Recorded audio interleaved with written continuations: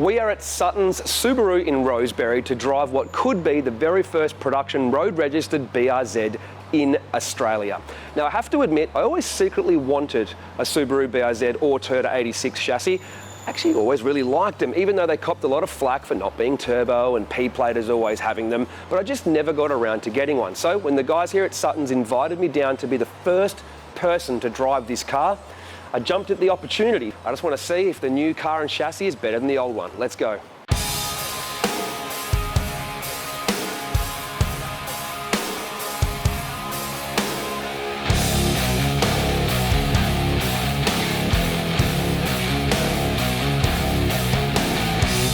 So when I turned up to Suttons Subaru Rosebery, to my surprise, they told me you can have the car for 24 hours. No one else has been allowed to drive this car around. I'm the first one, and they basically said, off you go. When I picked it up, I think it had 20 Ks on it. So it's a pretty cool privilege to be the first person to drive this thing around.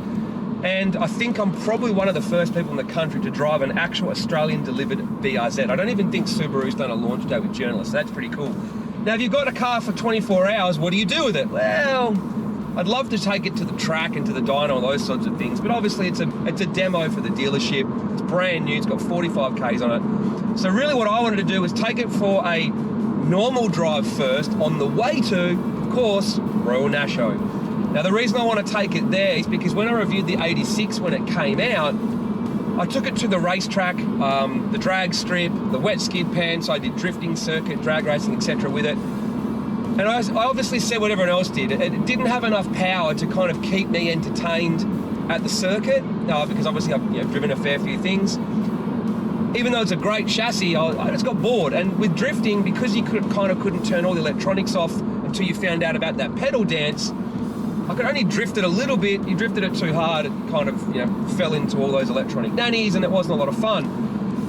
And even though the car had great seating position, great chassis, it didn't make sense to me, that car, until I went to Royal Nasho. And driving through Royal Nasho, the car was fantastic because you don't need stupid power to enjoy a twisty road. So Nasho was the perfect place for the Toyota 86 when it came out, and obviously the BRZ. So I figured the first place that I should take this car is Royal Nasho. Now, being a demo, I'm obviously not there to try and set a world record for the fastest time through Nasho, but it's a perfect place to test out the chassis of the new car and see what it's like compared to the old one. But my initial impressions driving it through traffic and driving it out to Nasho from in the city is that it's actually a really comfortable car to just use as a daily driver. Ergonomically, just like the last one, the seating position is fantastic. How you feel in the cabin is fantastic. The texture, touch and feel, everything, especially these seats, is really good. I've always said that these cars have been a really good place to be, and as a driver, they've got really good seating position and they just feel like a sports car, and that carries on with this car. The quality has stepped up. I think the audio is fantastic. This model of BRZ has a great stereo, great audio quality and bass, so I'm really happy with that. I look for that in a car I daily drive. But the overall feel, texture, look, and seating position, driving feel is fantastic. So as a daily driver, I think you could definitely live in one of these, no problem. It also feels roomier and airier than the last model. It's as if there's more light or it's more open, slightly larger, but when you look at the spec sheet, there's not a lot of difference, but I think ergonomically they've just made it a little bit better. I love the visibility over the nose, the way the fenders stick up to the side.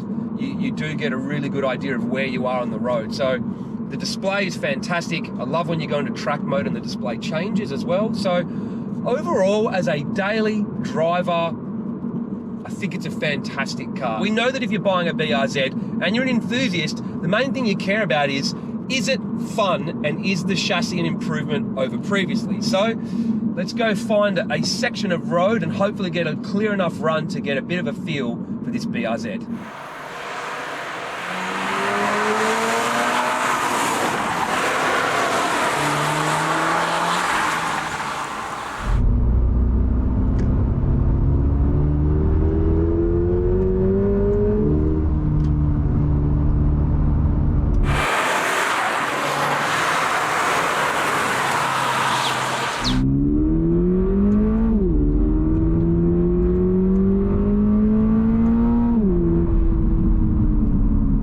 we go, let's tip it in. The mid-corner balance is brilliant.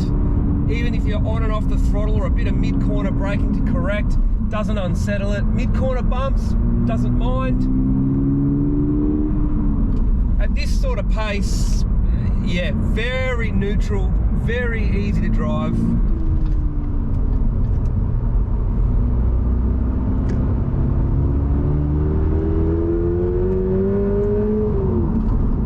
Well, only after maybe 10 minutes in the BRZ through some twisty roads, the feedback can only be good. Its mid-corner grip and pace is brilliant. You can lift the throttle, get on the throttle, you can touch the brake. The balance is fantastic. Barely any understeer that I can pick up on. To get understeer here, you have to be driving way too quick. And it's nice and safe because you don't really get oversteer because, well, it hasn't got the grunt, but geez, it handles mid-corner bumps well. It is just so good. I guess the biggest question to ask about driving this car through the Nasho is, does it make you want to seek out corners? And the answer is yes. The acceleration isn't the fun part, the cornering is the fun part, so you find yourself not really all that worried that it's not a monster in a straight line down the straights, or even on corner exit. It's just the turn-in and the mid-corner speed and the chassis balance just makes it so much fun. So you do find yourself going, don't need to boot it on the straight to the next corner. You just find yourself flowing from corner to corner, and it is just a lot of fun. Heaps of confidence, a lot of fun, and they haven't lost any of the magic from the previous model like so many cars do when they get heavier or more bloated or add more technology or make them better, etc. A lot of them lose their playful character or whatever, but this car hasn't lost it. It's great.